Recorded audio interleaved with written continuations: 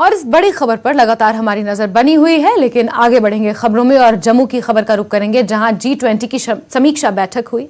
जम्मू कश्मीर प्रशासन द्वारा कार्यक्रम का आयोजन किया गया। उपराज्यपाल मनोज सिन्हा ने प्रोग्राम में शिरकत की। मनोज सिन्हा ने कहा कि भारत के लिए G20 की अध्यक्षता करने का अवसर ऐसे समय में आया है जब भारत विश्व गुरु के रूप में उभर रहा है। बैठकों में जलवायु परिवर्तन की चुनौती से निपटने के लिए कई नीतियां बनाई गई।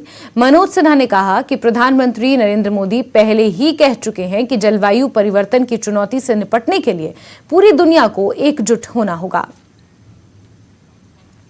ग्लोबल साउथ यानी विकासशील देशों में इस बात पर बड़ी चिंता व्यक्त की जा रही है कि जो डिजिटल सोसाइटी विकसित हो रही है, जो ट्रांसफॉर्मेशन हो रहा है, क्या वो इंक्लूसिव है, समावेशी है, सर्वस्पर्शी है?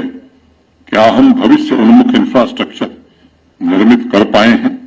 और क्या हम बिजनेस सेक्टर में संस्थागत प्रबंध और व्यवस्थाएं विकसित कर पाए हैं जो अन्य देशों के साथ परस्पर लाभकारी आर्थिक सहयोग बढ़ाने में मदद कर सके? ऐसे तमाम सवाल हैं जो राष्ट्रीय तथा अंतर्राष्ट्रीय स्तर पर भी समानता, परस्पर लाभ एवं शांतिपूर्ण सह अस्तित्व के परिप्रेक्ष्य में लोगों के दिमाग में चल रहे हैं।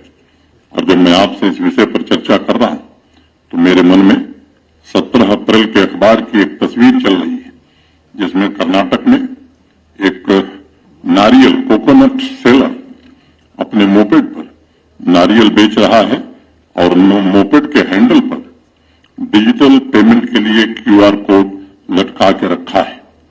ये एक नए भारत की उभरती तस्वीर है, जिसने माननीय प्रधानमंत्री जी के नेतृत्व में डिजिटल इंडिया के माध्यम से समावेशी विकास एवं सस्टेनेबल डेवलपमेंट का बहुमुखी ढांचा पूरी दुनिया के सामने प्रस्तुत किया है।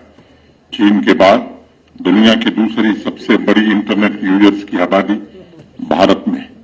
पिछले वर्ष भारत का real time digital transaction 46.8 billion ये रिकॉर्ड रहा है। और दूसरे नंबर पर जो देश था चीन, उससे ठीक हम दोगुना